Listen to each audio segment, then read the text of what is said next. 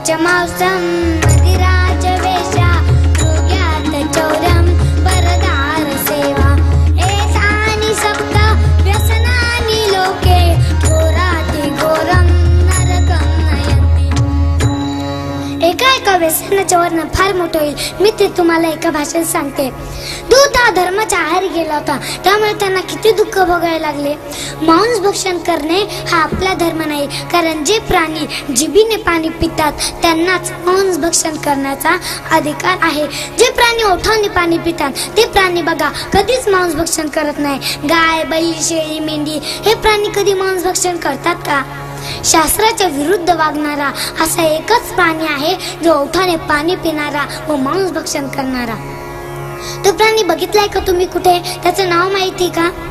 जाऊ द्या, मला माहितच आहे, तुम्ही नाही सांगणार, मीच सांगते। त्याचं नाव आहे मानव प्राणी। इतर प्राण्यांनी आपला धर्म सोडला नाही, पण या माणसानं आपला स्वतःचा धर्म सोडला। आई, याच्यावर बाबांनो, कुठलेही व्यसन करणं हे खूप वाईट आहे।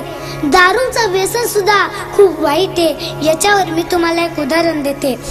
आईचं दूध आटलं तेव्हा चालू केली दुधाची बाटली, शाळेत जाऊ लागलो तेव्हा चालू केली पाण्याची बाटली, माध्यमिक शिक्षण सुरू केले तेव्हा चालू केली थंड्याची बाटली, उच्च शिक्षण सुरू केले तेव्हा चालू केली बियरची बाटली। तिने तहान नाही भागली, मग चालू केली देशी बाटली। ती का बरी नाही वाटली? मग चालू केली इंग्लिश बाटली। ती बरी वाटली, पण तिने खिशाची तिजोरी आटली। मग चालू केली गावठी बाटली। ती बरी वाटली, पण ओव्हरलोड होऊन आतडी फाटली।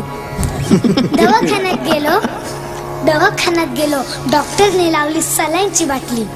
त्या बाटलीचं पण काय भागेना, शेवटी प्राणज्योत मावळली आणि बॉडी घरी आणली। आंघोळ घातली गुलाब पाणी आणि अत्तराची बाटली। तिने हौस नाही फिटली, मग चितेवर ठेवली रॉकेलची बाटली। ती ओतली, तिथे सगळी हौस फिटली। विठ्ठल विठ्ठल